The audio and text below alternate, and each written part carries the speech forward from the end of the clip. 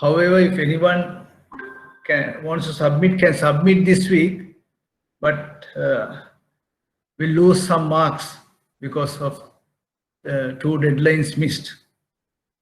Right. Then assignment 3 is the easiest of all the 3 assignments. So hope everyone will do it. And what was the deadline? 23rd. 23rd May. Deadline is 23rd May. Right. Okay. So I did an analysis of the assignment. I will share with you. Then today, project analysis and evaluation. Last time I think I went too fast. Someone told me that I have passed what I have covered also. I think Sarindri. So today I will again go from problem 1 up to problem 9, so that you will get idea to do the assignment 3. Then I will be doing risk and return. I think what was uploaded today is I found a better presentation where I have added more material that I just sent to Mr. Menaka. He will upload it tomorrow, right? So this month my data is also going to be over because all the lectures done from home. Hope the data will be there till the end of the lecture, and tomorrow I will have to buy more data, right? So the analysis of the assignment 3. All right.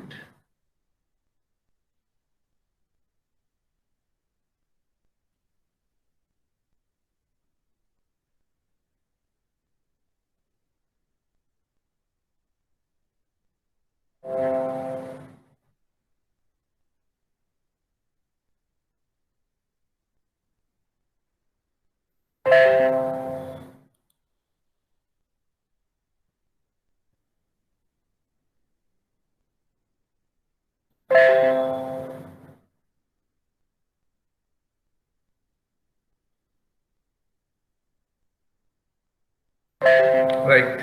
This is the assignment 3. All of you can see it. Now, if you look at question 1, it's scenario analysis. Okay, this scenario analysis and break-even analysis. So we will go through the scenario analysis and break-even analysis today. And then if you have any questions, you have to ask me, stop me and ask, then you can learn and you can do the assignment.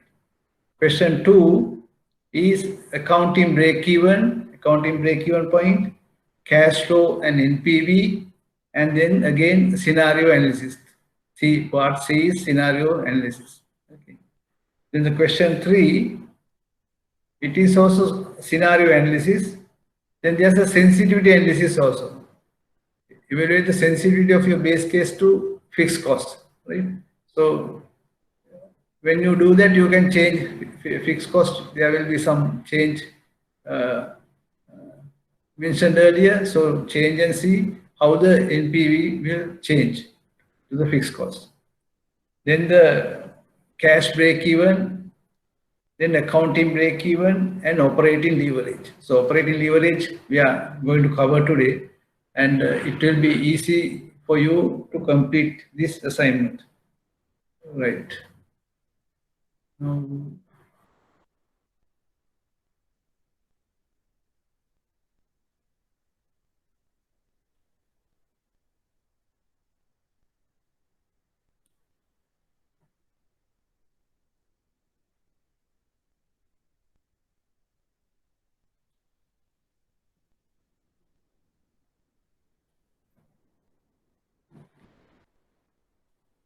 Right. So we'll start with the problem 1, right?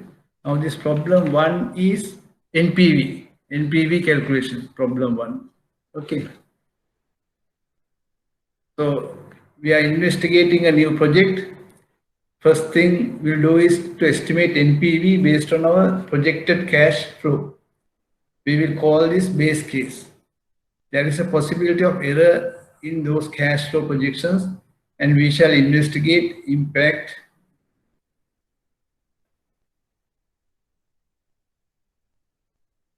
impact of different assumptions. One way to organize this investigation is to put an upper and lower bound on the various components of the project as in the case below. Right? Right. So this is the project is 200,000, has a 5-year life and no salvage value. This is given to calculate the depreciation. So depreciation is 40,000 because 5 years straight line depreciation, straight line to zero. So the annual depreciation is 40,000. The required return is 12%, tax rate is 34%. And we have been given this information as well, that is base case unit sales, lower bound and upper bound. So calculate base case in PV. So we take sales 6,000 into 80 the price, so we get 480,000. Variable cost 60 into 6,000 units, we get 360,000. The fixed cost is 50,000, right? So this is in thousands. Fixed cost is 50,000, right? And depreciation 40,000. So you deduct 120,000 when you deduct the sales and variable cost. That is the gross margin is 120,000. From that you deduct 90,000. You get EBIT 30,000.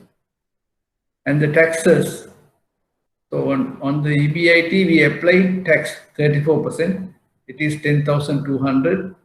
Net income from EBIT deduct taxes, we get 19,800. So the operating cash flow is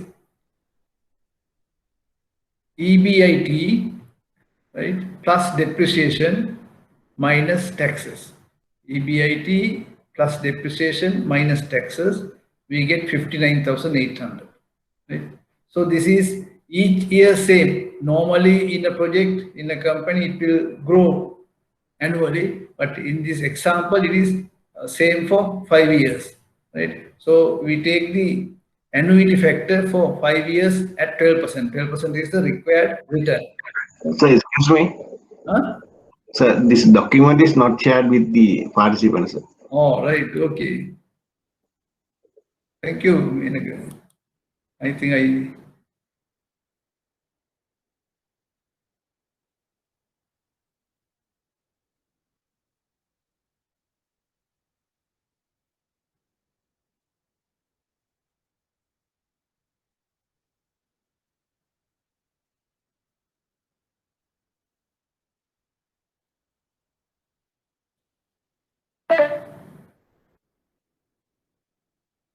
Can't share your screen. Sorry, an error has occurred when screen sharing. We'll see again. Entire screen, share.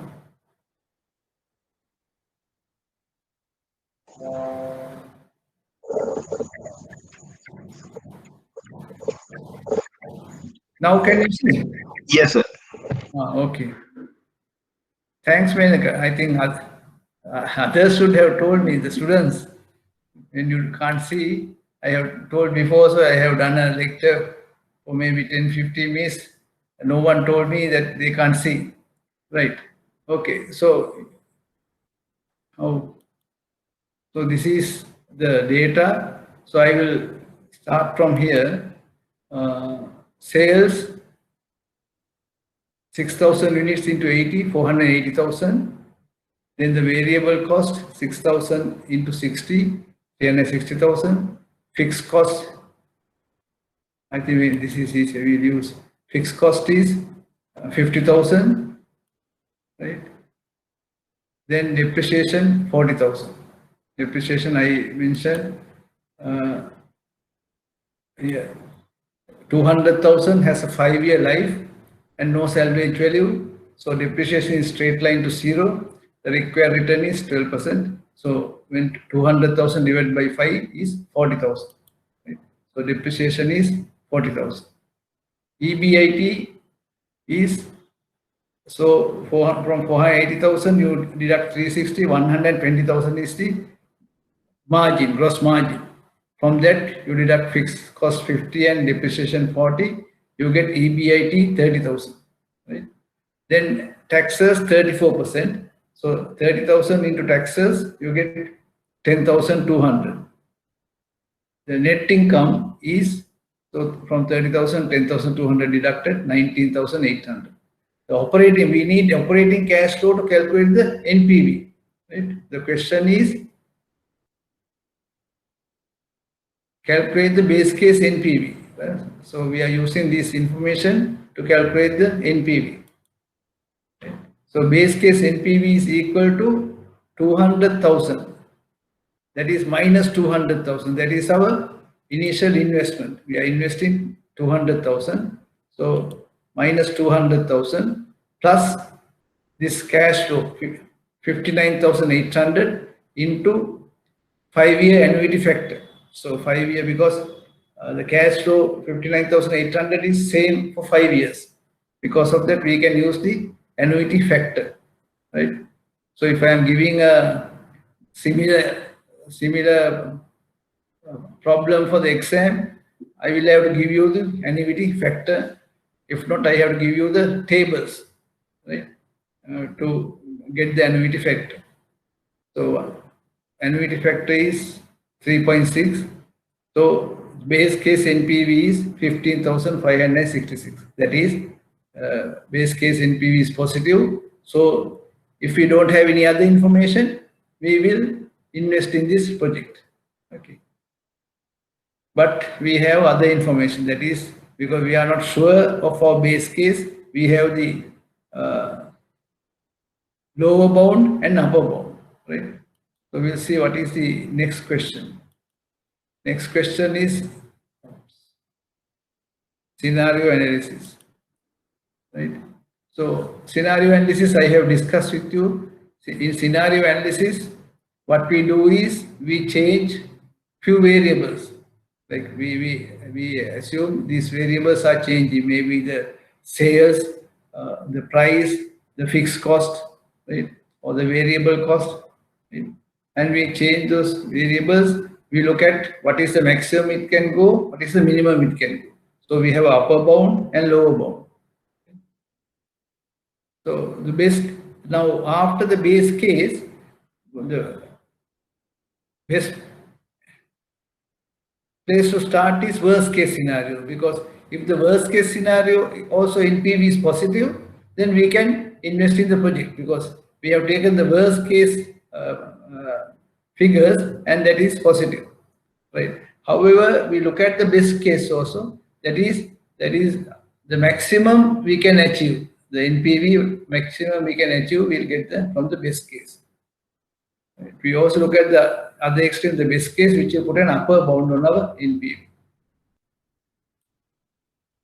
So using the same data, now we have to calculate the worst case and best case scenarios from the earlier example and calculate net income, cash flows and NPV under each scenario. Okay. So first we'll calculate net income, then the operating cash flow and the NPV under each scenario. So here, I think I explained last time also, when you take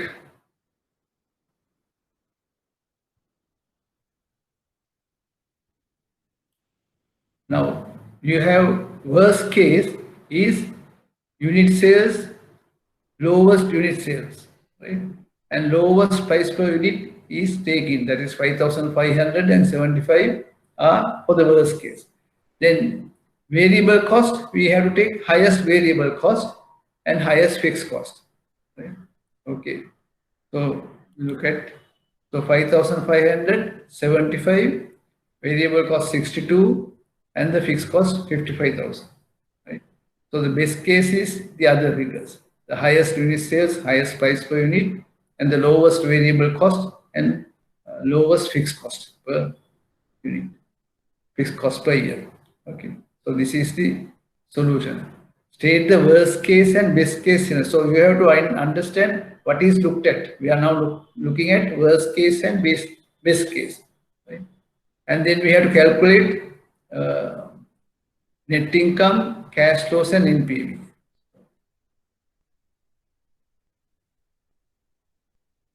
Right. So net income, we take from the worst case, we have 5,500 into 75. Okay, so that is the sales. 5,500 into 75 is the sales, and the variable cost is 5,500 into 62. So in the previous example, I have explained how we are getting it. Now I am only putting the figures, right? So last problem 1, I showed you how to calculate. Now I am taking directly multiply and getting here. Okay.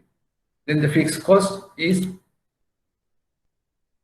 55,000, right? Fixed cost is 55,000. Then the depreciation won't change, right? Depreciation will be 40,000. Then you get, now the sales and sales have come down, variable cost has gone up, fixed cost also gone up, and then you get EBIT is minus 23,500, right? So the loss, tax is 34%. So when we take negative figure EBIT, the tax will be positive, because if you have a company, you can get tax credit. Okay. So the net income is minus 23,500 plus 7,990, 15,510. So the operating cash flow is, now operating cash flow is, we can, two different ways we can get net income plus depreciation. Also we can, that is then 24,990, or not, we can use EBIT plus depreciation minus tax. Then we get 24,490.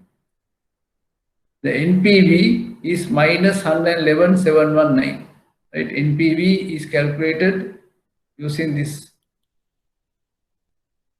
We have the minus 200,000. We take that cash flow here is 24,490. 24,490 into 3.60478.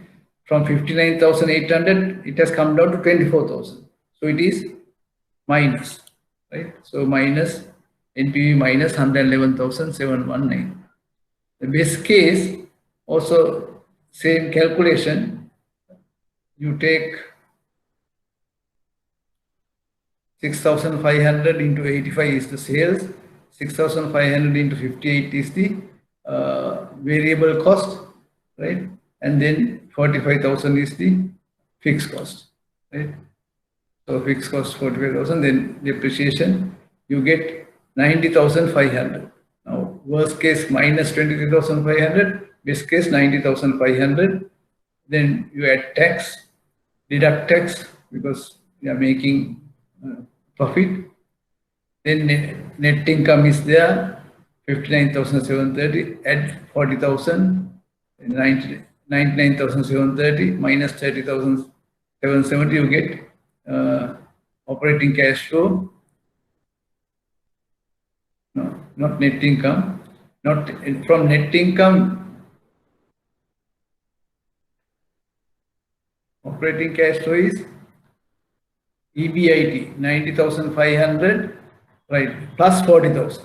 Okay, plus 40,000 minus tax 30,000. That's why we get 99,730. Then use the same formula, minus 200,000, 99,730 into 3.60478. You get the operating cash flow.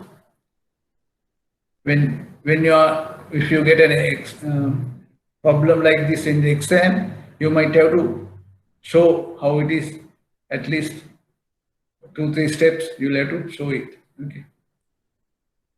So the NPV is 159. So the question was,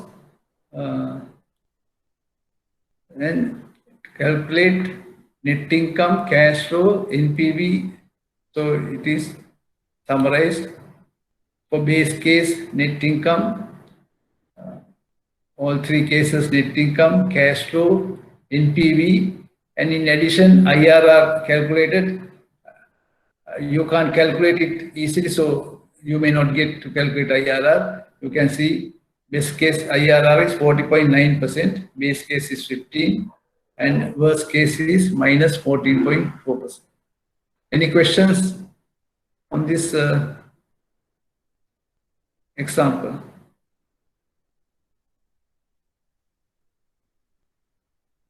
So I explained last time also, we can have so many scenarios we can examine, right? But at least we can examine another two, that is between worst case and the base case. One, in between one, 50%. Then the best case, the base case and the best case in between. So that is enough. If not, we do too many things, we will have paralysis of analysis. Right? So scenario analysis is very useful in telling us what can happen, which one can be the most risky variable assumption. So, but it doesn't give us the solution. It is for us to find the solution. Sensitivity analysis.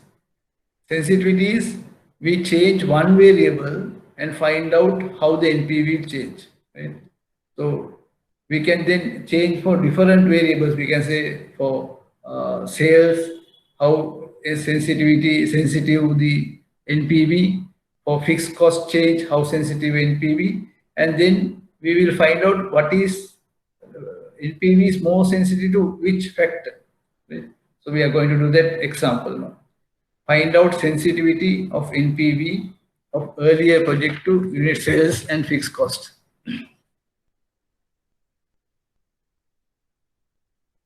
Right.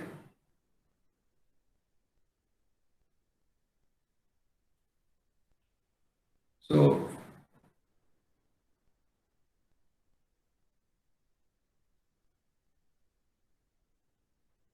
now what we are doing is base case, it will not change. Remember, it is 15.1% IRR, 15,567. The worst case. Now unit sales, worst case, we take this 5,500 unit sales, but we are not changing other variables in the base case. Right? So if you take this is the base case, right? We don't, now this is the base case 6,000, right? We only change this 5,500, but price per unit 80, variable cost is 60, and the fixed cost is 50,000, right? We only change this 5,500 unit sales is the worst case in the sensitivity analysis. Okay.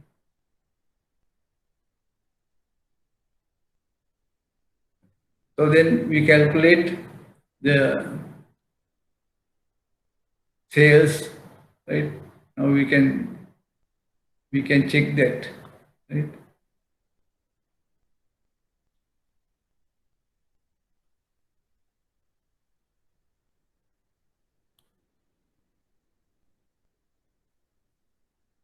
Yeah, sales is worst case for 412,500, and the variable cost is 341,000.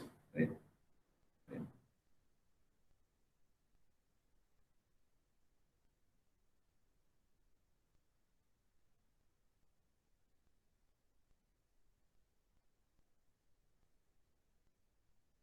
I think can't check that because we haven't done the calculation here, right? Okay, so you can do like that the calculation and see whether I have done this correctly, right? Because here we just check the unit sales and the worst case unit sales and the best case unit sales and done the calculation cash flow. So you can on your own check whether it is done correctly, and if it is not done, let me know. Okay. So we find for the worst case, it is NPV is minus 8,226. That is, if we had the class, I had the class at IBSL, I could have explained on the board how it is coming, but here there's no way I can do the calculations here. So that's why I was looking forward to going back to IBSL to do this lecture. Right. So NPV is minus, best case NPV is 39,000. Then we don't have to worry much on the best case. We are looking at the worst case. And the sensitivity for fixed cost. Sensitivity for fixed cost is, that is fixed cost is worst case is higher fixed cost 55,000, best case is lower fixed cost. All the other base case variables will be same, and calculate the cash flow and calculate the NPV. Now you can see when you take unit sales, it is worst case minus, but for fixed cost, worst case is still plus. So we can say estimated NPV of this project is more sensitive to projected unit sales than it is to projected fixed cost. Right? So because under worst case also fixed cost, under worst case for fixed cost, NPV is positive. Is it clear? Sometimes we can do another way. Actually, it is 6,000, 5,500 is like you reduce by 10%. Unit sales reduced by 10%, and see NPV, how many percentage is changing from the base case. And the fixed costs also, you increase by 10%. Here actually it is increased by 10%, and see how many percentage the NPV has changed. So we find estimated NPV is especially sensitive to variable that is difficult to forecast. Unit sales is difficult to forecast, right?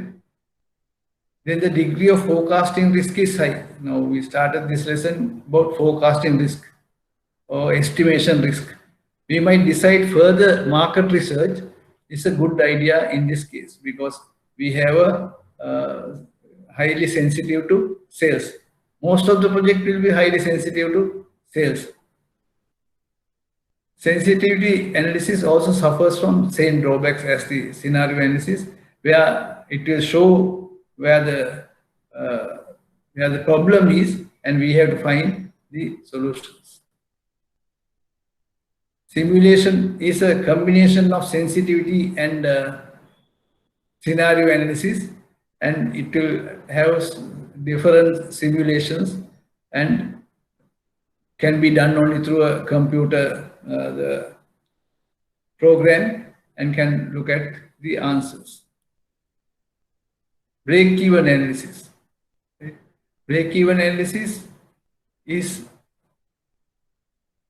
now when we came across in that example, the NPV is more sensitive to unit sales, right? So most of the projects, it will be unit sales. So if you are thinking of a new product or entering a new market, the hardest thing to forecast is how much we can sell. Therefore, sales volume is analyzed more closely than the other variables.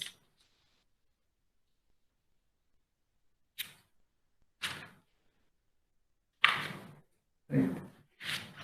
So the break-even analysis is commonly used tool for analyzing the relationship between sales volume and profitability. There are a variety of different break-even measures, and the payback period we have already discussed is some sort of a break-even measure. So we have done long time back payback period, that is also break-even measure.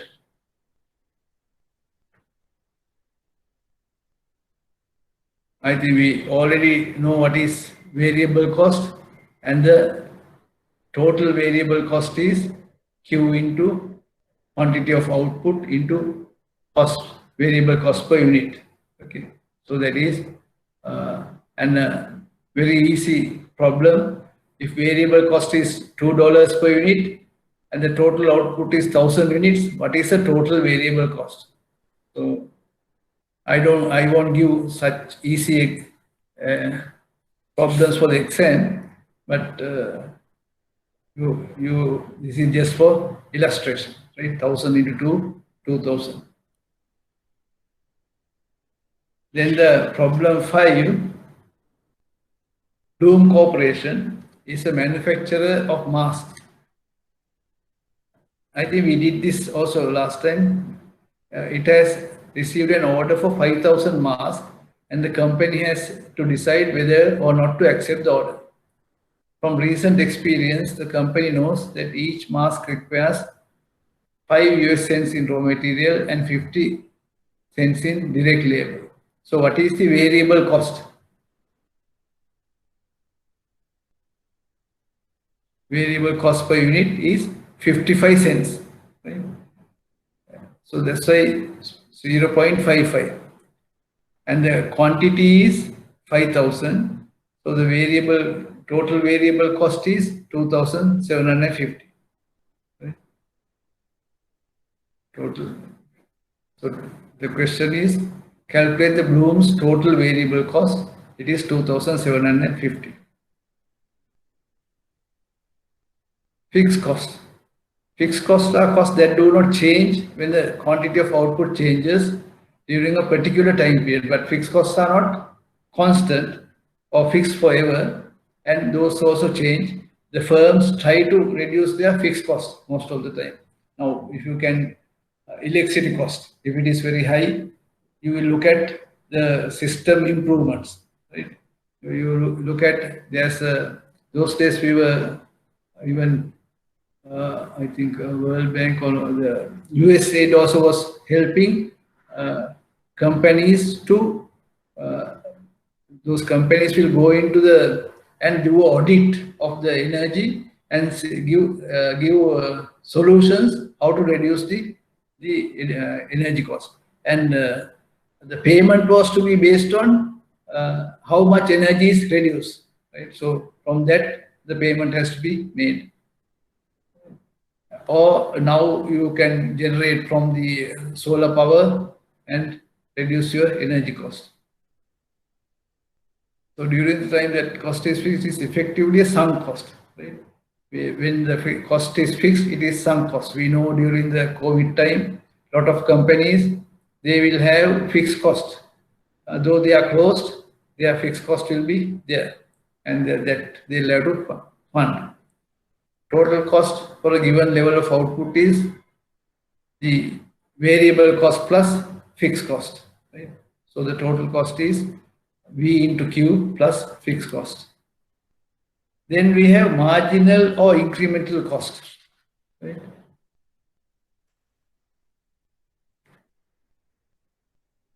Marginal or incremental cost is the change in cost that occur when there is a small change in output. Like we say we increase output by 1. So what is the cost increase due to that? So that is a marginal cost. And marginal revenue also, we sell additional 1 piece, then what is the change in total revenue? Right. We look at this problem. I think we did last time also. Suppose the Bloom Corporation has a variable cost per mask of 55. Now this, up to now we have done the scenario analysis in the question 2, sensitivity in question 3, right? And now we are going to, in this one, average cost margin, and in question 7, break even.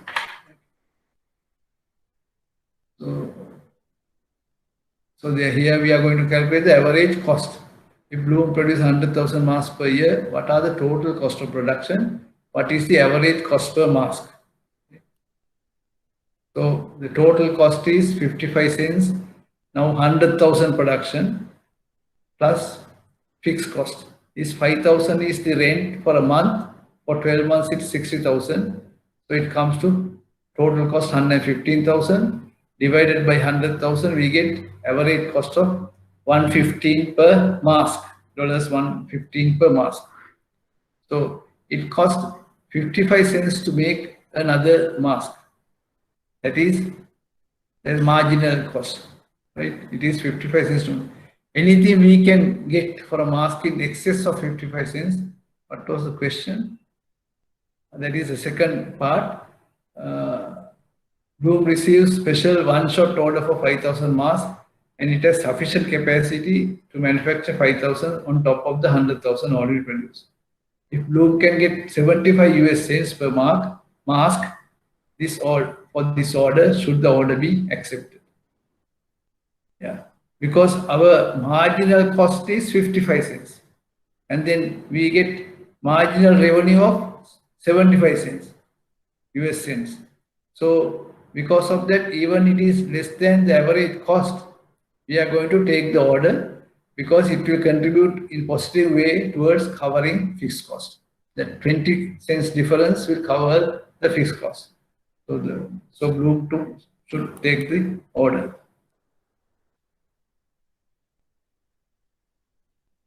Now accounting break-even.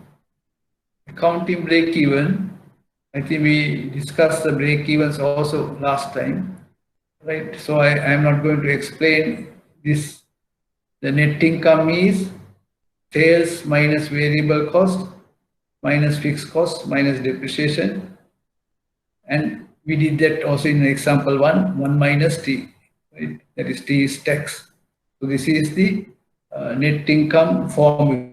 S minus VC variable cost minus fixed cost minus depreciation into 1 minus T. So accounting break even is the accounting sense we are looking at the break even. So net income is equal to 0 is the accounting break even. So when net income is equal to 0, this 1 minus T goes away because even though it has a value, this will have to be 0 to make it 0. So this anything multiply 0 by anything is 0. So this has to be 0. So this is 0. So S minus variable cost is fixed cost plus depreciation.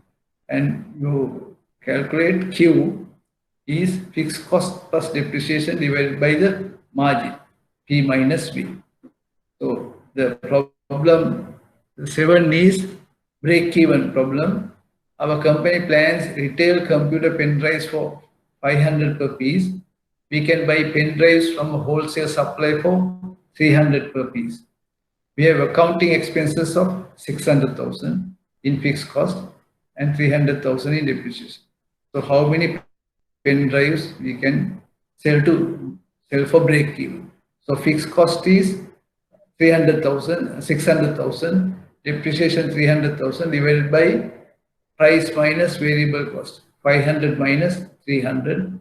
So we have to sell 4,500 pen drives to break even.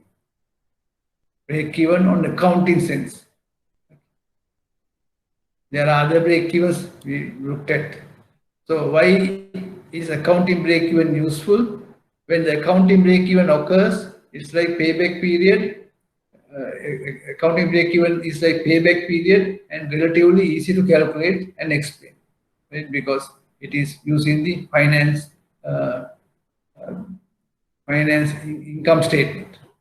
So managers are often concerned with the contribution a project will make to the firm's total accounting earnings. So if the project is not going to reduce firm's earnings, then they will accept it. So a project that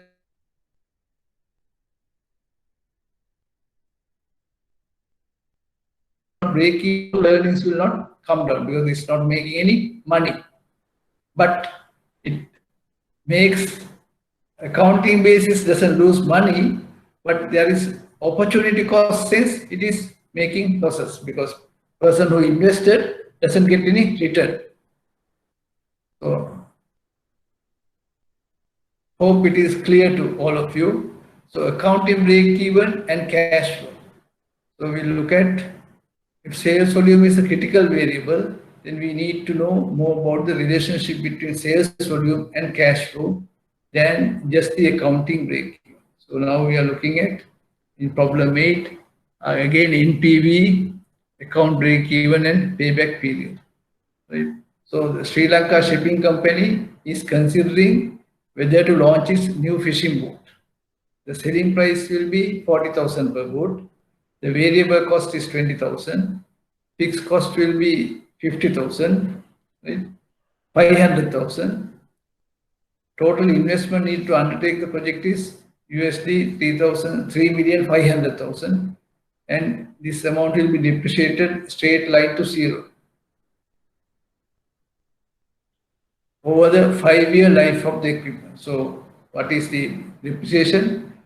3,500,000 divided by 5 is 700,000 is the depreciation. The salvage value is zero. That is end of the project. Yeah, you can't sell it for anything. So sometimes when we do project analysis, we take some salvage value. We estimate we can sell the project for some amount. And there are no working capital consequences. So we know when the project cost is taken, you have to look at the working capital, but here it says there are no working capital consequences. So SLSC has 20% required return on new projects. This very high return requirement is there, 20%. So based on market surveys and historical experience, they say project sales for 5 years at 425 boats. That is about 85 boats per year. So ignoring taxes, should this project be launched? Calculate accounting. So we'll look at the first part. Operating cash flow. We know operating cash flow is EBIT plus depreciation minus taxes. So EBIT is sales minus variable cost minus fixed cost minus depreciation. And then calculate depreciation cancels off because we add depreciation after minus, and since there are no taxes, it cancels off. So Q into P minus V minus fixed cost. So Q is 85 boats, 40,000 selling price, 20,000 variable cost, and fixed cost is minus 500,000. So the operating cash flow is 1.2 million per year. And using 20% 5-year annuity factor, that is 2.9906, we get, this is the initial investment minus 3.5 million. We get NPV 88,720. So we have done this before. So you can do it again. In the absence of additional information, the project should be launched. So the board project should be launched because we have a positive NPV. Net income. Net income is, again, now here we are trying to look at the accounting break-even. So net income is P minus no tax, this one. So for net income to be zero, fixed cost plus depreciation divided by P minus V. So 500,000 plus 700,000 divided by 20,000 is 60. So accounting break even is 60 boats. But our base case is 85 boats, and accounting break even, so it is okay from the accounting break even sense. If 60 boats are sold, net income will be zero.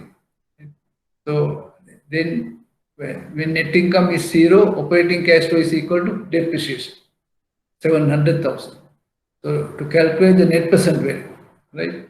So cash flow is 700,000 minus 3.5 million initial investment. That annuity factor we can use again, and we get NPV. You can see when the accounting break even minus 1.4 million, right, is the accounting break even. IRR is 0. Payback period 5 years because we earn for the depreciation. Project's payback period is equal to its life.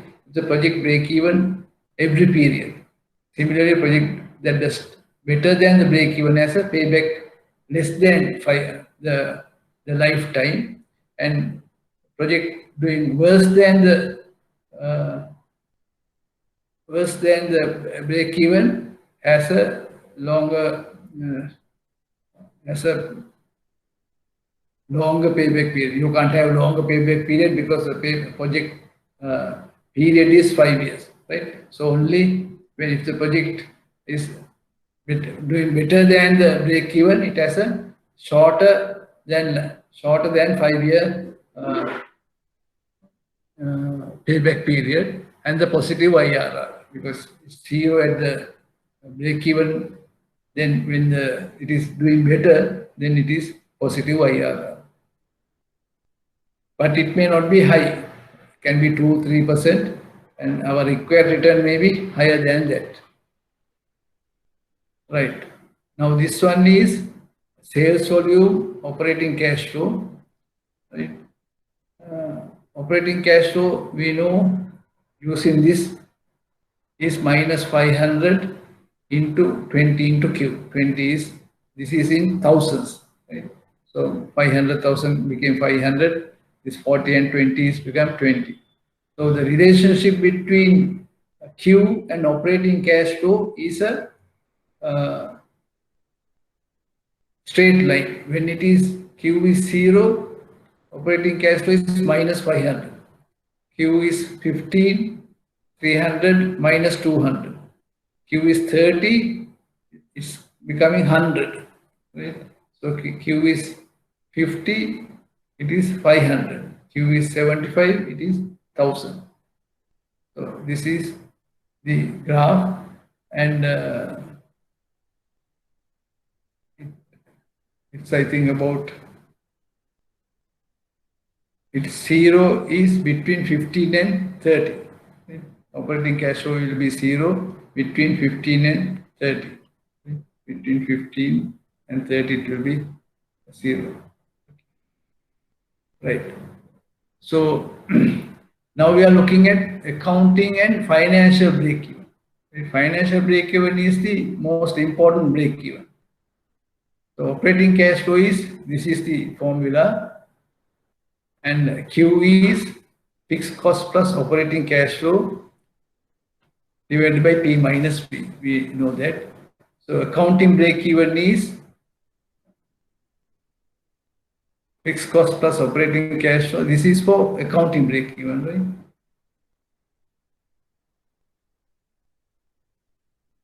Fixed cost plus operating cash flow divided by P minus P is 60. So we have already done that calculation. Again, we are doing it here, 60.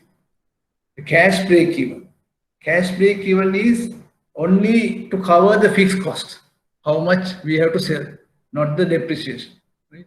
So fixed cost, so depreciation, the sales level that results in 0 operating cash. Right? So yeah, fixed cost plus operating cash flow here. So operating cash flow is 0. Then 500 divided by P minus B. That is 25 boards if we sell, we can cover our fixed cost. The financial break-even is the sales level that result in a 0 NPV. So it is, so if we do more than that sales, then we are getting more than our required return. So if it is less than that, we are not getting our required return. So the sales level that results in 0 NPV. This is the most interesting case to the financial manager. First, we will determine at what operating cash flow to be for NPV to be 0. So first, we have to calculate the operating cash flow for 5 years are there, and we calculate how much operating cash flow should be for NPV to be 0. Okay. So SLSC requires 20% return on its USD 3,500 investment. So how many fishing boats SLSC have to sell to break even once we account for 20% per year opportunity cost? Right? So this is how, because net NPV is minus the investment, minus 3,500 into plus operating cash flow into the annuity factor, right?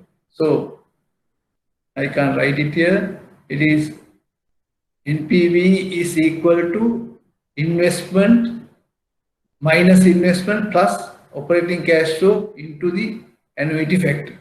So if you take the other side, the investment is 3,500 in thousands, and operating cash flow is USD 1,170 to make it NPV 0. So for that financial break-even is, then we divide 500 is the depreciation plus 500 is the fixed cost plus the operating cash flow divided by the margin 20. So we get 83.5 boards. Now there's a problem. We need to sell about 84 boards per year to get our 20% return. Right? But what is the base case sales projection? It is 85 boards per year is our base case sales. But we need to sell at least 84 to earn our required return, because our required return also 20%. If we sell less than 84, we won't achieve our required return.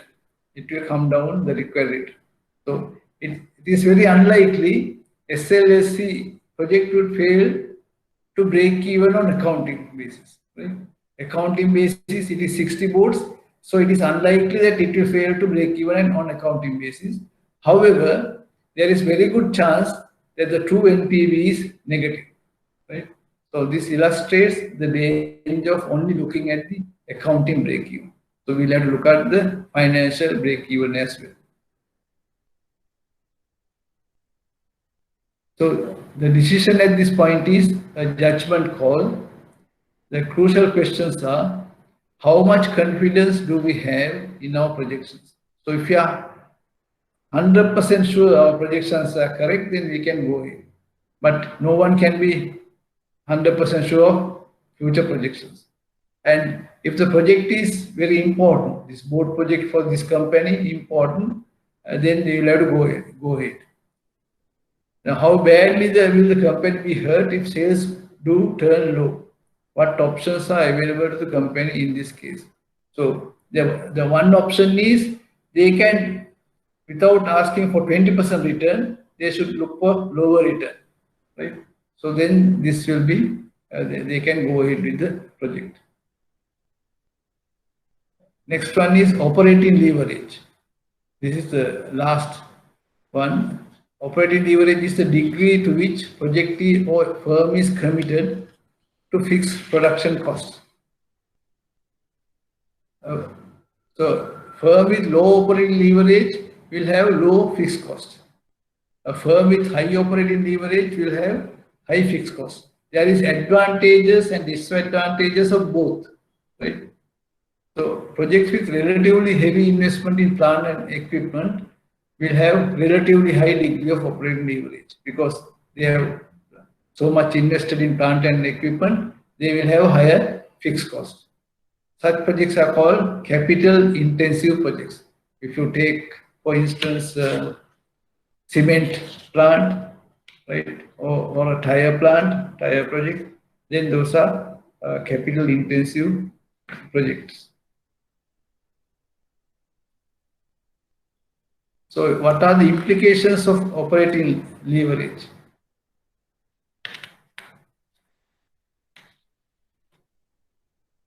How? Fixed cost can act as a lever in the sense that a small percentage change in operating revenue can be magnified into large percentage change in operating cash flow and NPV. So when it is operating leverage is very high, if you make small change in operating revenue, your cash flow and NPV will go fast. It can happen the other way also. The higher the degree of operating leverage, the greater is the potential danger from forecasting risk, because If you don't achieve what you forecast, then you have a negative side. One way of coping with high uncertainty project is to keep the degree of operating leverage as low as possible. So some examples of companies who are having low operating leverage like Airbnb, Uber, all those things, they don't own assets, so their operating leverage is low. So we'll look at how to measure operating leverage.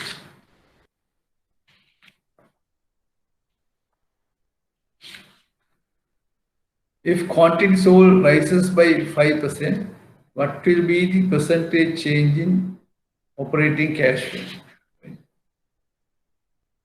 So the percentage change in operating cash flow is equal to degree of operating leverage into percentage change in Q.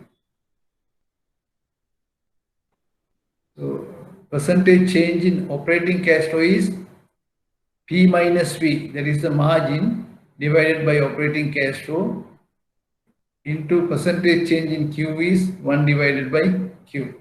Okay? So the degree of operating leverage is P minus V into Q divided by operating cash flow. So our definition of operating cash flow plus fixed cost is P minus V into Q.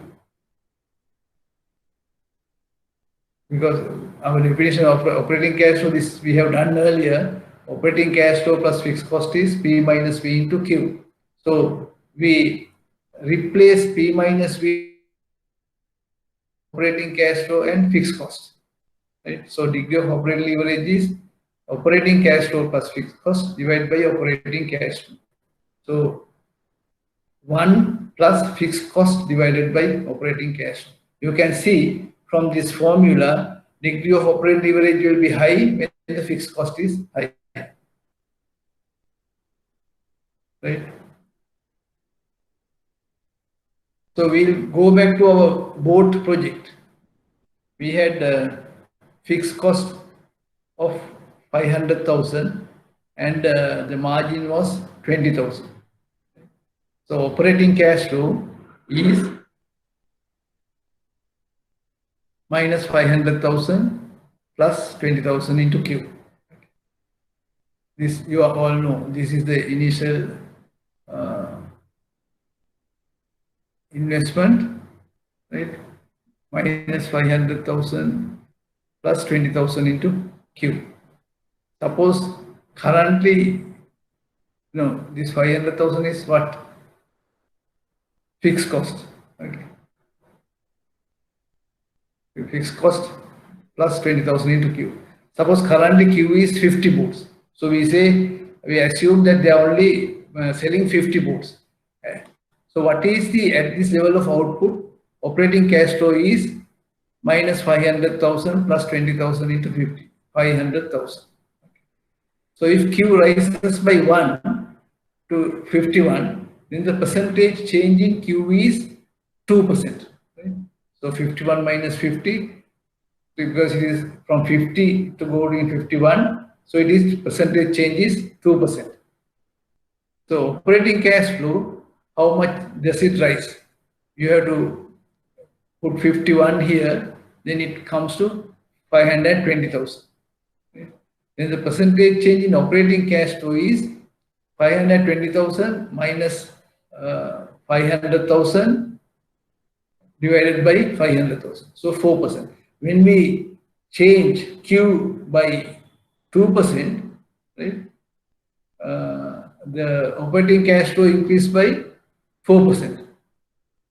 So a 2% increase in number of boats sold leads to 4% increase in operating cash flow. So the degree of operating leverage must be 2. So we'll use the other formula and calculate the degree of operating leverage. Right? So degree of operating leverage is 1 plus fixed cost divided by operating cash flow. So fixed cost is 500,000. Operating cash flow is 500,000 for 50 boats. So we get 2. So degree of operating leverage is 2. So our formulation of degree of operating leverage depends on the current output level. When we go for 75 boards, we'll look at so from 50 to 75, if we increase 50% increase, the degree of operating leverage is 2. So the cash flow would increase by 100%. So earlier we look at one board, we are now looking 25 boards, so 50% increase. Then the cash flows will increase by 100% or exactly double. So the answer is just at Q of 75, the operating cash flow using the formula minus 500,000 plus 20,000 into 75 is 1 million. So it is from earlier it was 500,000, now it is 1 million. So operating leverage declines as output Q rises. For example, when we go for 75 and calculate the degree of operating leverage, it will be 1.5. At 50, it was 2. When you go to 75, it is 1.5. Is it clear? I think we will take a break of 10 minutes and look at the operating leverage question. Okay.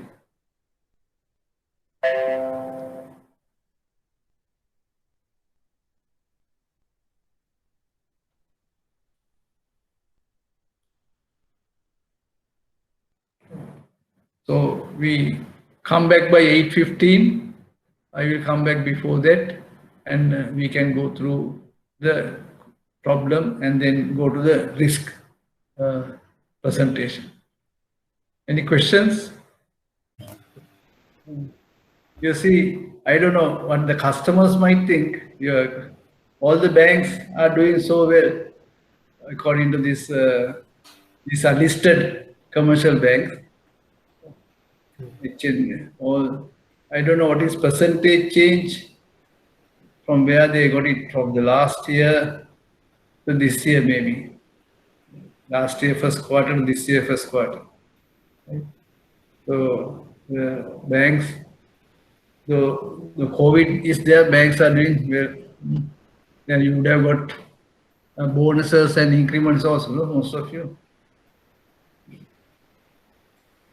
But once the moratorium is over, sir.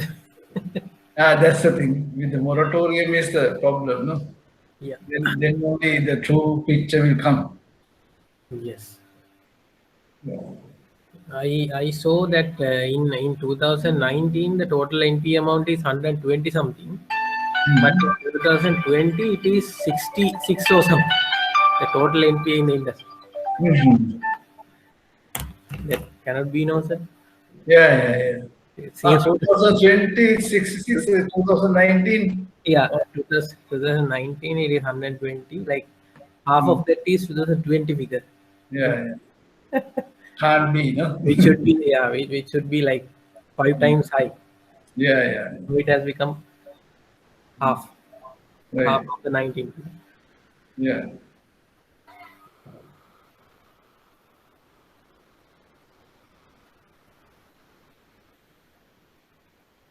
Okay, so we'll get back to our. But the banks are not spending also on a lot of things. Cost cutting, I think that also would have helped. Yeah, because limited services, the some of the variable cost has gone down,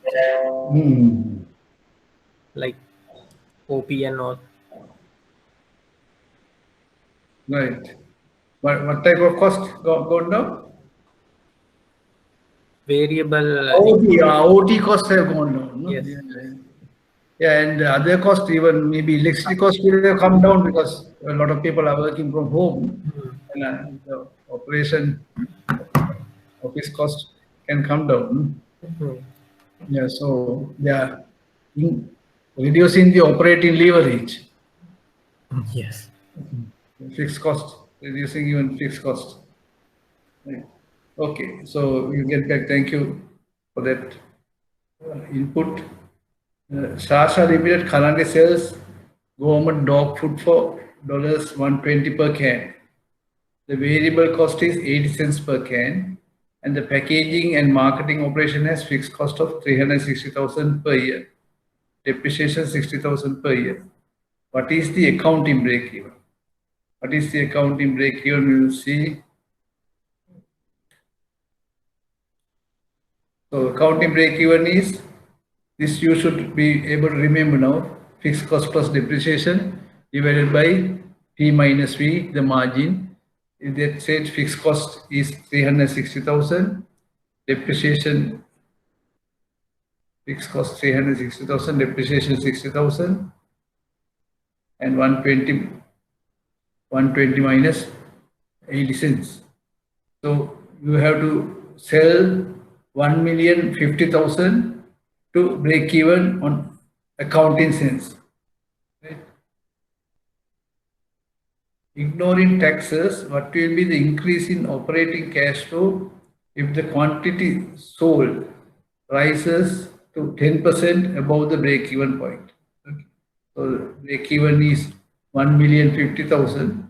So it is 10% increase is 105,000, right? So it goes up to, at that you get 1,155,000 will be the, when you increase by 10% quantity sold, right? So ignoring taxes, operating cash flow will be is 1,155,000 into the margin 40 cents minus fixed cost. Okay. My fixed cost of 306,000 is 102,000 because the taxes is not there, depreciation and then deduct cancelled out. So then the operating cash flow will be 102,000. So earlier, what was the cash flow? When the accounting break even is there, the cash flow will be 60,000. Now you increase by 10%, the cash flow increase to 102,000. Sorry, 102,000.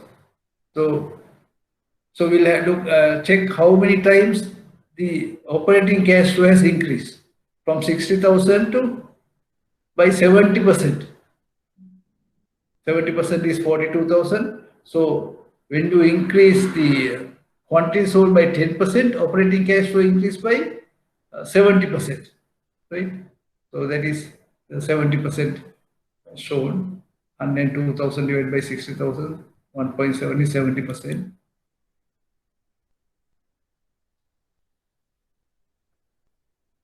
So that's done. The last question, I think we could have finished it off before the break. Right. So any questions on this project analysis and evaluation? These calculations you will have to do when you do an analysis of a project.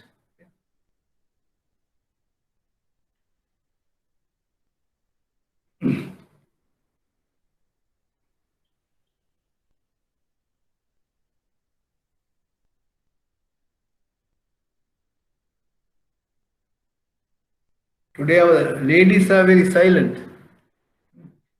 Only Shanaka was speaking, no, all the time.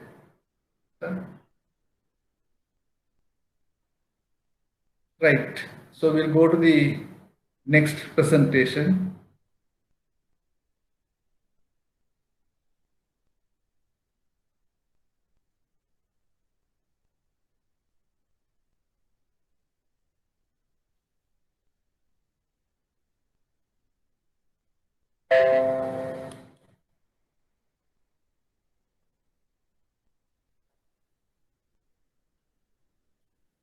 Right. Risk and return. We have studied risk earlier with Ms. Dilvika Jaising also. Here we are looking at the relationship between risk and return, and we will do some little bit on risk as well in this presentation. What I shared today I sent to Mr. Menaka in the afternoon. I found with more information this presentation, so he will send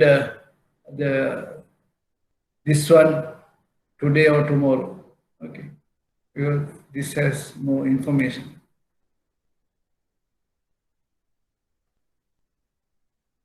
So a company is successful. Now, if you take a company, it is a combination of projects.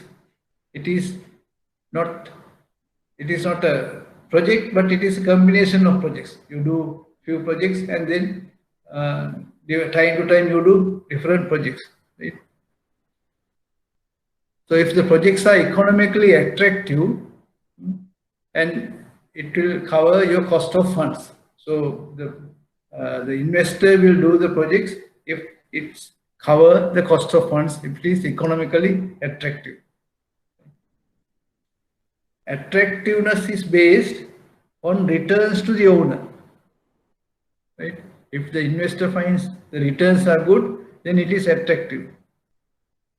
So investments are funded by both debt and equity, right? So if it is attractive for investors, they will fund through debt and equity the project. So the project returns should be sufficiently attractive to induce investment in debt and equity, right? So project returns are not sufficiently attractive, no one will put in debt or equity. Even a bank will give a loan if it sees that project returns are attractive.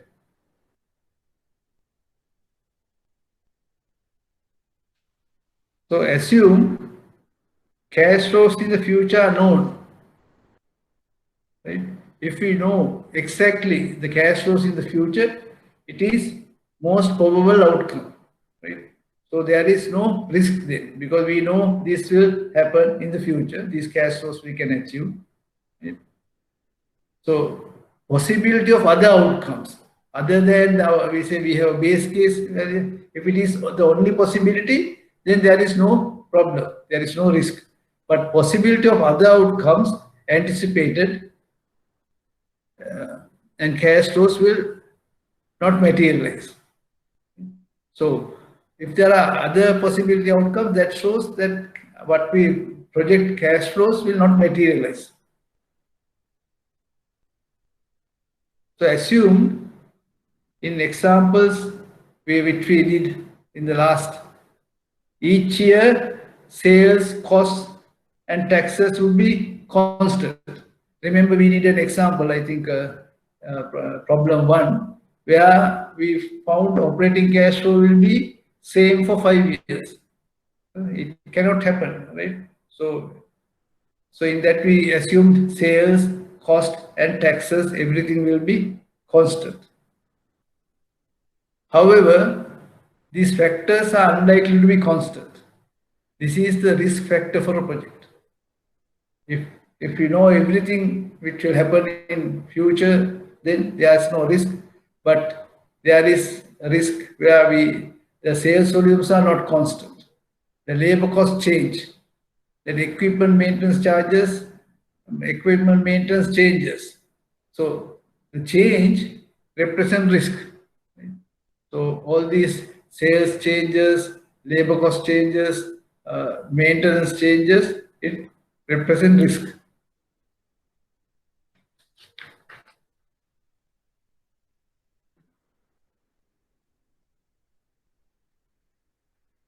Now, not one anticipated outcome value. We looked at upper bound, lower bound, right? And the best case, worst case, right? So two of the cornerstones of finance are risk and return.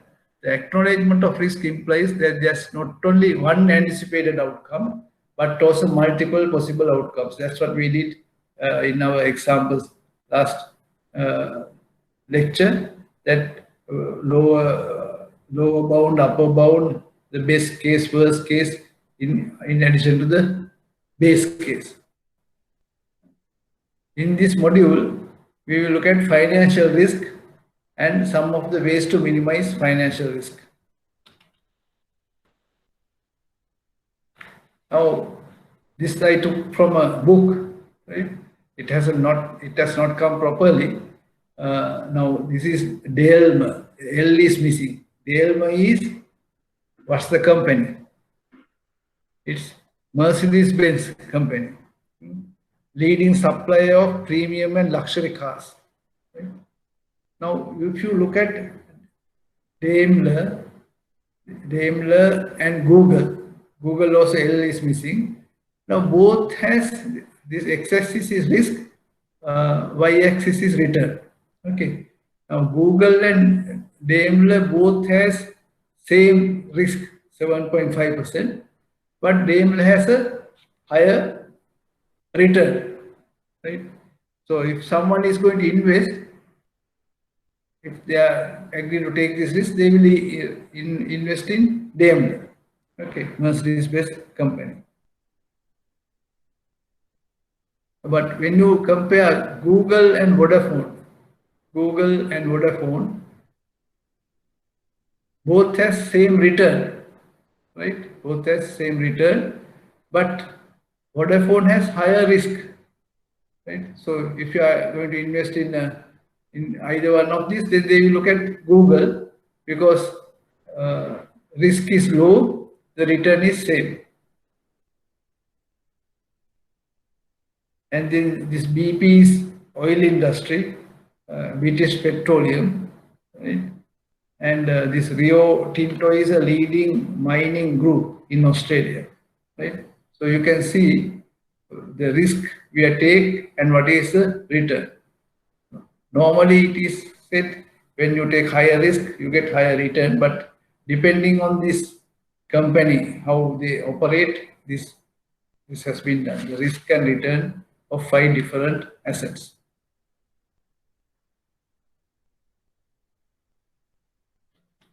Certainty and uncertainty.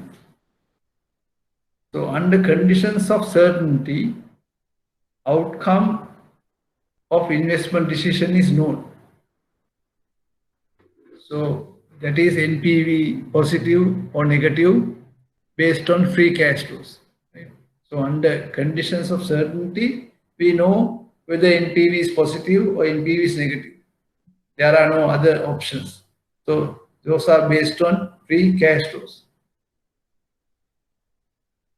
So the choice is to invest or not, right? When under conditions of certainty, the choice is whether to invest or not. However, decision making is not that easy, right? Because it's not certain, because as uncertainty exists, you can't have certain conditions, it is uncertainty exists. The free cash flows which we are projecting is best of our ability, right? Based on the today's information of future, best of our ability only, we prepare free cash flows. So there is expected values of free cash flows. The actual cash flows might fall in a range. Now we look at this upper bound and lower bound, or the best case, worst case. We are expecting cash flows at some level, but that can be, our actual can be higher or low. So range of possible outcomes represent the uncertainty in the values. So there will be range of possible outcomes. So it represents the uncertainties in the values. So uncertainties are in demand for the product, the price, the production cost, the fixed cost. All these are uncertain. Though we estimate them now, but we don't know whether that can be achieved. So uncertainty in investment requirements and the interest rates and the impact range of possible outcomes. So as a result, the decision maker needs to take this and other risk into account when making the decision. There is formal difference between risk and uncertainty. risk and uncertainty are not the same. Risk is envisaged as the situation in which the probability of the outcomes can be assessed, whereas uncertainty implies that alternative occurrences cannot be identified or a probability of the occurrence cannot be assessed. Okay. So the changing conditions a business operates, what are the risks? Principal risks are business risk, financing risk, and investment risk. Those are the three principal risks: business risk, financing risk, and investment risk. So we'll have a look at these three risks first. Business risk. It is the changes in revenue and sales. Right? I think we would have done previously also. Maybe this is like some revision. Business risk is changes in revenue and sales. The variability of cash flows from normal operations. So the changes in revenue and sales is the business risk. This variability in the company's earnings is a source of business risk, right? Because we cannot exactly forecast what will be the earnings. So this variability is the source of business risk. The prime issue in assessing business risk is the fixed cost and variable cost. So we don't know how much fixed cost, such as rent, administration, and what is the variable cost, such as raw materials and labor. Right? Now, I am told the cartridges of printers have gone up by price, and my cartridge is going to be over my printer. So when I was checking, someone was telling me that prices have gone up because of this import restrictions. So even if someone has predicted maybe some parts of a machine, so that the cost will be has gone up. Then when sales drop, businesses with lower fixed cost has a better chance for survival. And we learned of it, operating leverage, we learned of break even. So when the sales drop, businesses with lower fixed cost have a better chance of survival. So when lower fixed cost means that you need lower sales volume to cover that, right? And to break even in less risky business. When the fixed costs are low, business is less risky.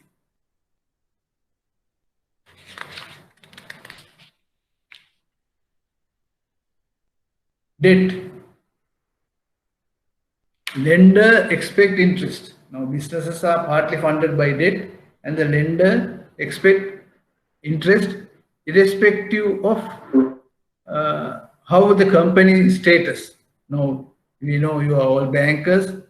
You are not thinking of how the company is running. They have to pay the loan interest on time, on due date. Interest cost is similar to fixed cost. Interest cost is also fixed cost. Higher the debt, higher interest. So when you take a higher loan, then your risk is high. I think we have discussed that debt equity ratio. When the loans are high, your profits are high, the returns are high for the investor, but the risk also high risk. So in addition to changes in the interest rate,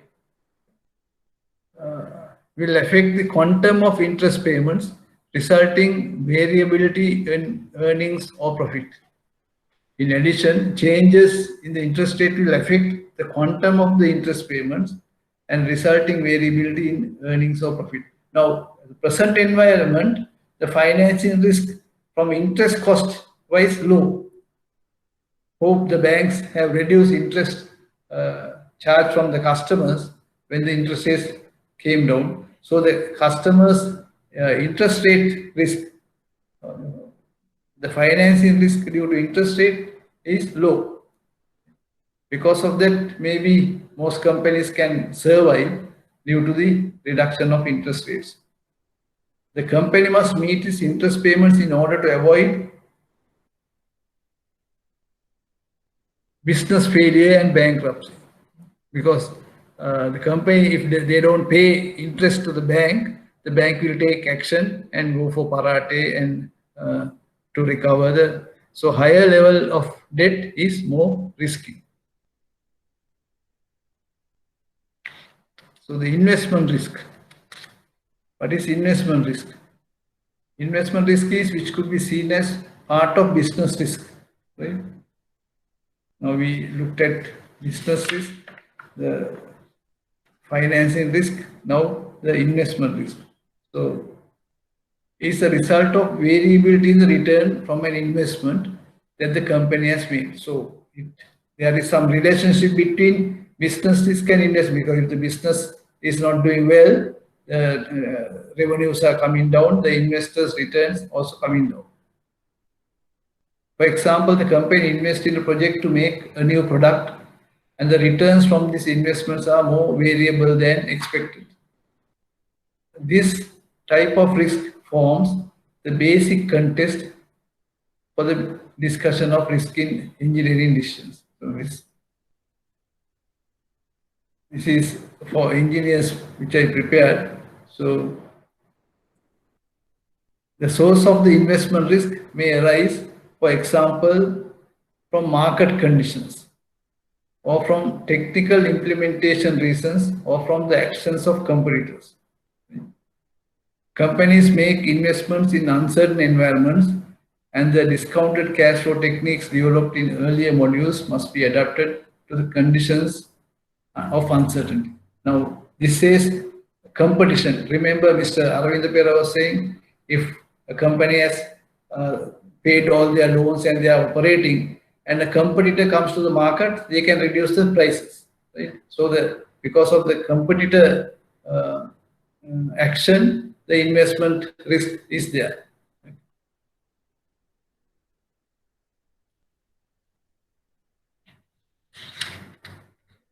Returns. Okay. So up to now, we have been looking at the required return, right? Required return on investment. We used 20% in the last example. So how did it come? So we look at now in this part, we will try to look at how it is arrived. Okay. So the required return depends on the risk of the investment, right? If we invest in a higher risk project, then the required return should be higher. The greater the risk is, greater the required return. Our problem, how can we measure the amount of risk present in an investment? That is a problem for us. How much risk is there in an investment? So what does it mean to say one investment is riskier than the another? We need to define what we mean by risk. So we shall try to answer that question in this section. Right. So we'll look at this. If you buy an asset of any sort, your gain or loss from that investment is called return on your investment. Right. If you take, for example, a share, if you buy a share and if the share goes up, that is your gain. If it goes down, that is your loss. Right. So if you buy an asset, if you buy a apartment, if the price goes up, then you have a gain. If the price comes down, if you have a loss. Right? So that is the return on your investment. The return will have two components. Right? Any return will have two components. First is when you own the investment. That apartment, we'll take the apartment example. You buy an apartment for investment purposes, you rent it out, right? So you get a rent. So this is called the income component of the return. So you receive some cash directly while you own the investment. So it is called the income component of the return. Second, the value of the asset. Now the apartment value can change. So then you have a capital gain or loss on your investment. So for that we'll illustrate this example. Buy some shares of RCL. Now last year, RCL shares went up skyrocketing. I think after that they split the share so that people will buy again, right? Because it's now lower cost to buy. So RCL beginning of the year, they declare a dividend in June. You will receive some cash. This cash is the income component of owning the share. So you buy RCL shares. There was a dividend declared in June. So that is your income component of the owning the share. In addition to the dividend, the other part of your return is the capital gain or capital loss on the share. So this part arises from changes in the value of your investment, right? Here, graphically shown, you buy the share in time 0. I think we go to this side. Consider the cash flows. You buy 100 shares at 37 per share. So you have a cash outflow of minus 3,700. You have a cash outflow of 3,700, right? That share paid a dividend of 185 per share, right? So by the end of the year, you would have received 185 into 100, because 185 per share, you have 100 shares, 185, right? So you are having dividends of 185, that cash. Also, the value of the share rises to 40.33 per share by the end of the year. So you have capital gain. Now you bought it for 37. Your capital gain is 3 rupees 33 cents into 100 is 333. So you get 4,033 ending market value.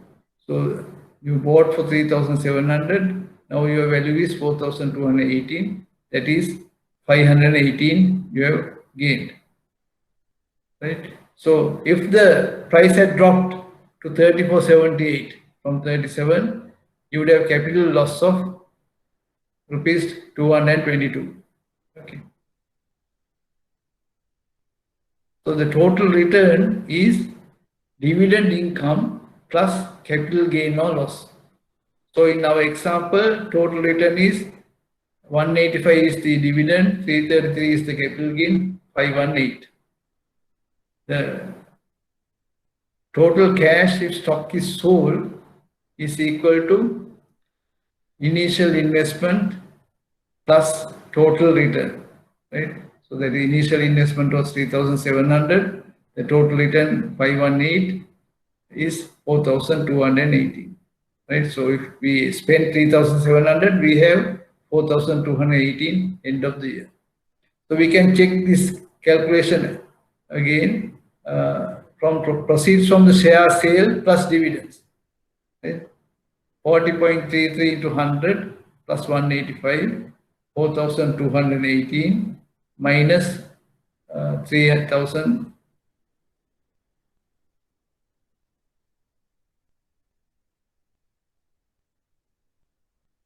No, we are going to compare this. So 4,218 again. So we did the dividend and the appreciation and added to the initial investment. Here we multiply by the sale, the value at end of the year plus 185, you get the same figure.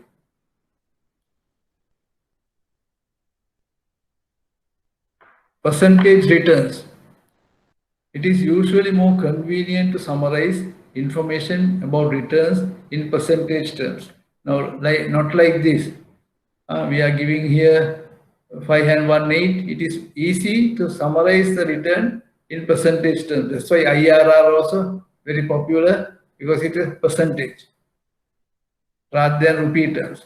That way your return doesn't depend on how much you invest. So now the return depends on how much you invest, but if you give in percentage terms, it doesn't depend on how much you invest. The question we want to ask is how much we get for each rupee we invest. So we are asking, when we invest 1 rupee, how much we get. So we look at the price of the share at the beginning of the year, P1. The dividend is DT plus 1, the dividend paid on the share during the year. So the dividend yield, we have a dividend yield is dividend divided by price. So it is 5%. 185 divided by 37 is 5%. This says for each rupee we invest, we get 5 cents as dividends. Okay. So each, we say 100 rupees we invest, we get 5 rupees as dividend, or each rupee we invest, we get 5 cents as dividends. The second component of percentage return is capital gains. So capital gains is price after 1 year divided by the price we bought it divided by the original price. So 4033. So the capital gains yield is 9%. So per rupee invested, we get 9 cents in capital gains. So putting together, we have 5 cents earlier, now 9 cents. Today we get total of 14 cents. So our percentage return is 14 cents on the rupee, or 14%.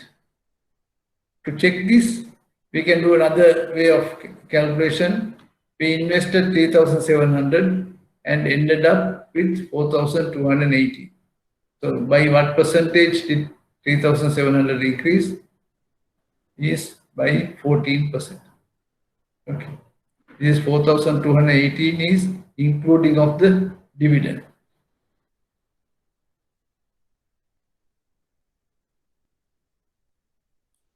Another example, suppose you buy a share for $25.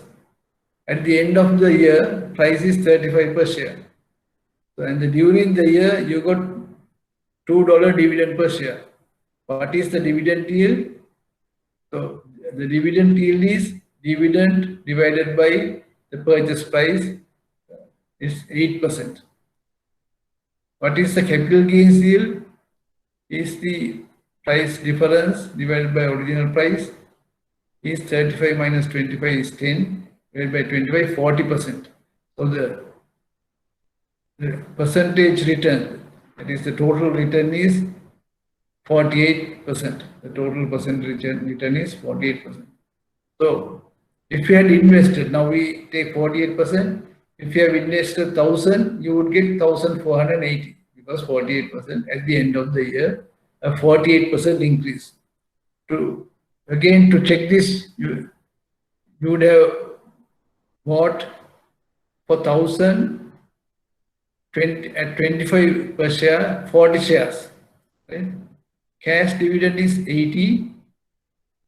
Cash dividend is, how did we get the $2 per dividend? So we have bought 40 shares, cash dividend is 80, and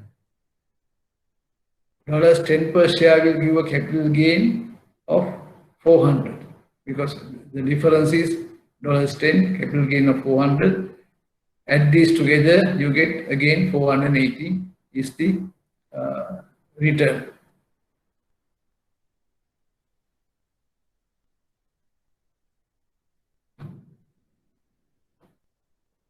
Inflation and returns. We have now, that was percentage returns, and we got cash return and the capital appreciation. Here, inflation and returns we are comparing. If we have savings or fixed deposit, the returns we receive are called nominal returns. Right? If we have a, now real return is when adjusted for inflation. And now I think the bank, again, savings rates are lower than the treasury bill rates. That is actually cannot happen normally in a perfect market. Treasury bill rate should be the lowest. The bank savings rate should be higher because there's a risk premium. Today, because the Ceylon development, we were checking the interest rates. We were so, I think treasury bills auction is there tomorrow. We are trying to get at about 6 rupees, 6% treasury bill, but the savings deposit rates are very much low. So nominal return and investment is not adjusted to inflation. So people who are having money in the bank in savings account, are they earning any money? No, they are having a negative return because that you have to compare with the inflation. And if you compare with inflation also, I think it's a negative return. Real return is return adjusted for the effects of inflation. Right? So suppose prices are currently rising by 5% per year. In other words, inflation rate is 5%. We are considering an investment that will be worth 115.50 in 1 year. It costs us rupees 100 today. Okay. We start by calculating the percentage return. In this case, there is no income component. So the return is capital gains yield of 15.5%. Here we have ignored the effect of inflation. So this 15.5% is the nominal return.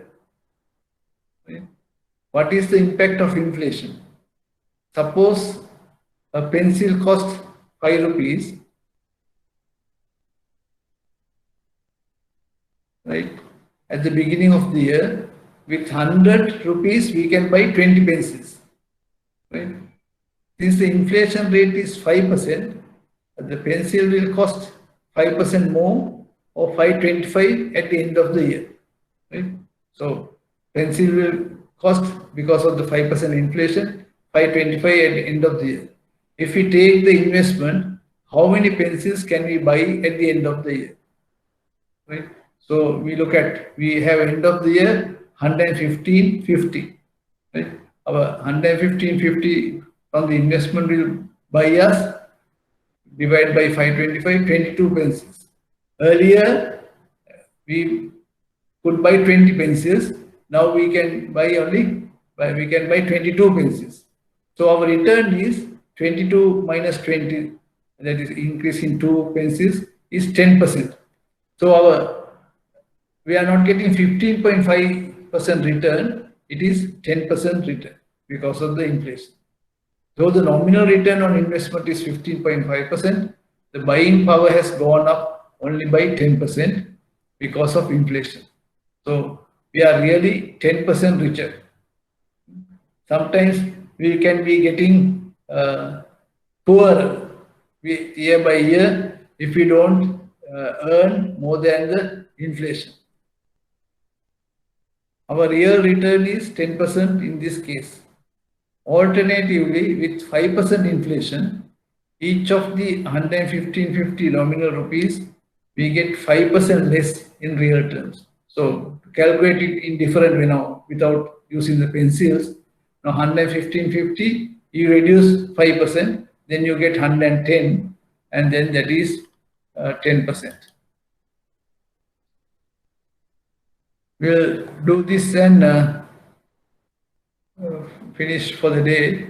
The Fisher effect. Now, how do we calculate this, the relationship between the nominal interest rate, the real interest rate, and the inflation, right? It is called Fisher effect, right?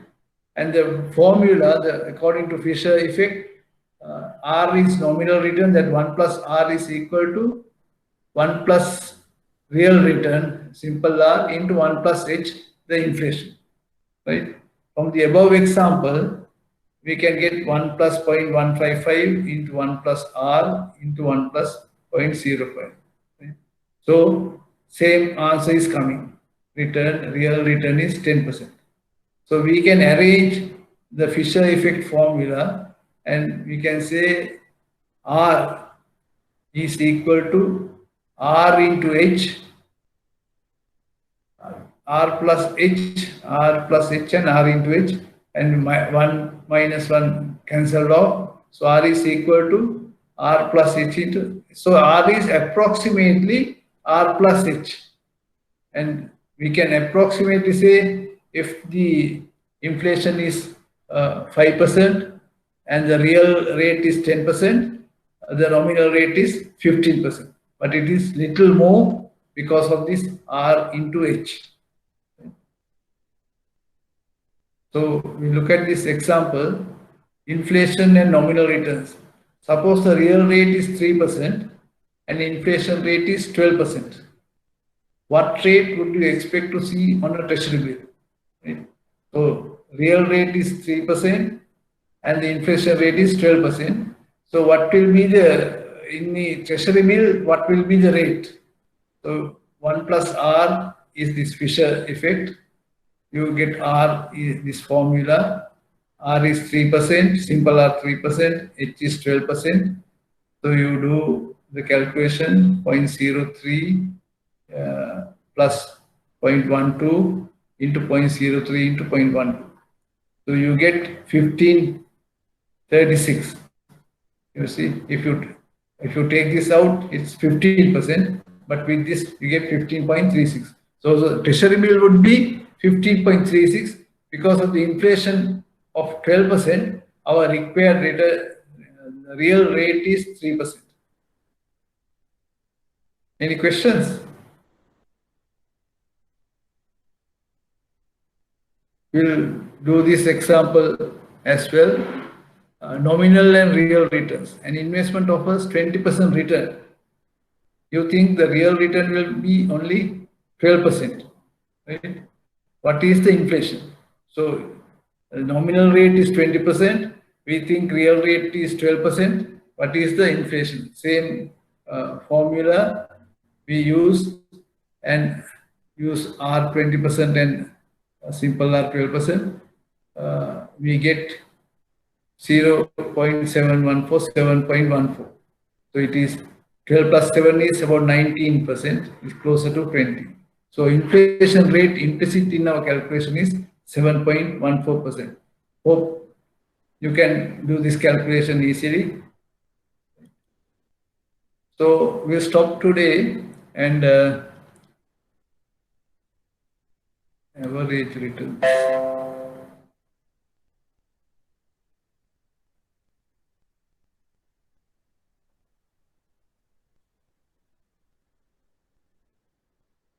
Any questions?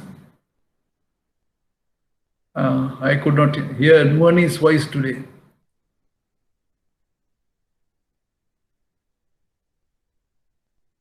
Nuani, you saw your bank in that list of banks? Yes, yes. Yes. You have to improve a lot.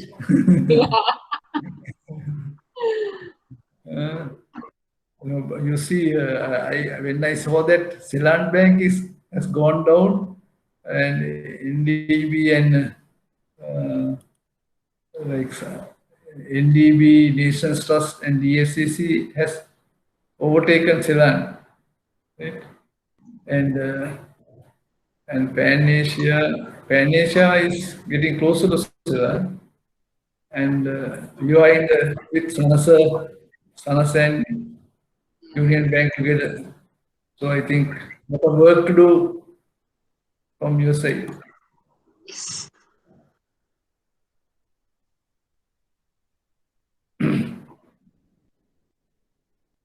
Salindra, anything you want to say?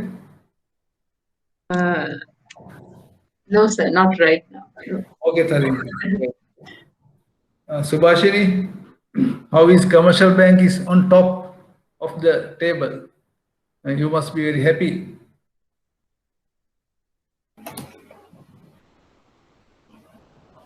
Subhashini, you mean me, sir?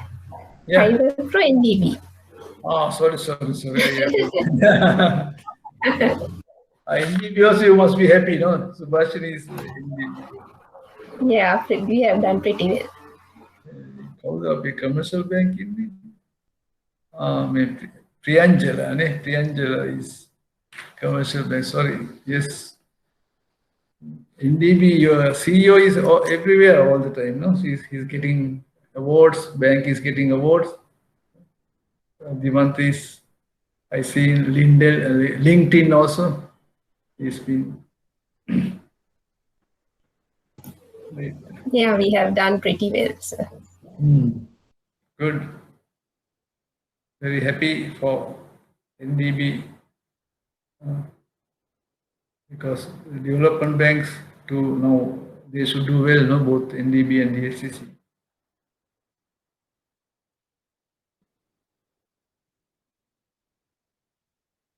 Sorry, you are from also NDB, no? Isuri is from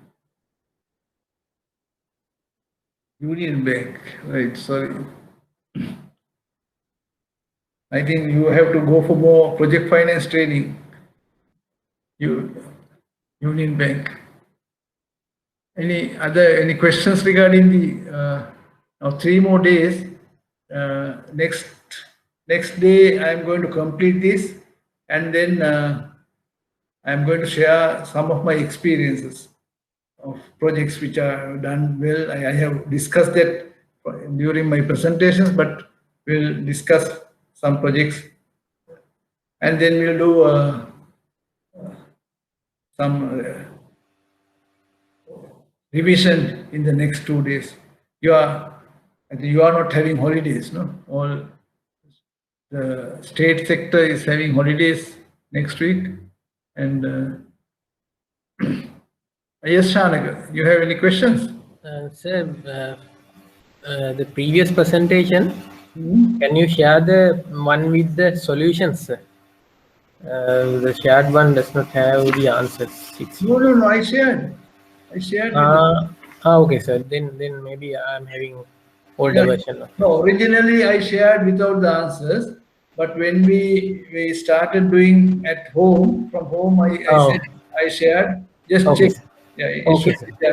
Maybe I'm having a previous version. Yeah, you must be having the previous one. Okay, sir. Okay. Thank you, sir. Others have seen that, no? Others can confirm whether you have seen the. Yes, sir. Yeah, it's there. Thank you, Lakman. Okay, then it's little late now. You have to go for work tomorrow, and good night, and see you on Thursday.